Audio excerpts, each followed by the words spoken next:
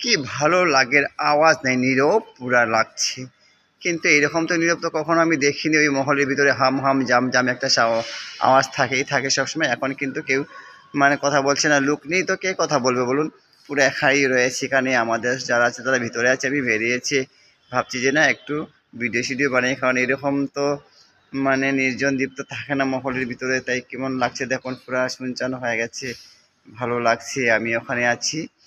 তো ভাবছি একটা ভিডিও বানাই। আওয়াজটা কেমন লাগছে, নীরব নীরব জায়গা তো। আর কেমন কেমন লাগছে, লাইট থাকাতে ভালো লাগছে। যদি হঠাৎ লাইটটা নিবে, যে লাইটটা নিবে না কখনো। আর মহল তো কখনো এরকম শুনশান হয় না। তো সবাই আমার ওখান থেকে দেখছে ভিডিও বানাই, একটু একটা প্রবলেম হয় যায়। কোনোদিনও দিনের বেলায় ভিডিও বানানো যায় না, কারণ ওখানে অনেক লোক থাকে, সবাই ফলো করে, আওয়াজ থাকে, ডিস্টার্ব হয়ে যায়। আর এখন ভাবছি যে নীরব পেয়েছি যখন একটা ভিডিও বানাবো, তো আমার সঙ্গে যারা আছে ওরা লুকিয়ে লুকিয়ে চুপি চুপি দেখছে আমি ভিডিও বানাচ্ছি। তো ওরা বলছে যে ওদেরকে নিয়ে আমি ভিডিওটা বানাবো। আমি ভাবছি যে ঠিক আছে, পুরাটা শুনশান জায়গা আছে, আমি একটু সবটা রেকর্ডিং করে নিয়ে আসি। আর যখন তোমাদের কাছে যখন আসবো তখন আমি এসে তোমাদের এখানেও একটা ভিডিও বানাবো। তাহলে ঠিক আছে, ভিডিওটা রাখছি।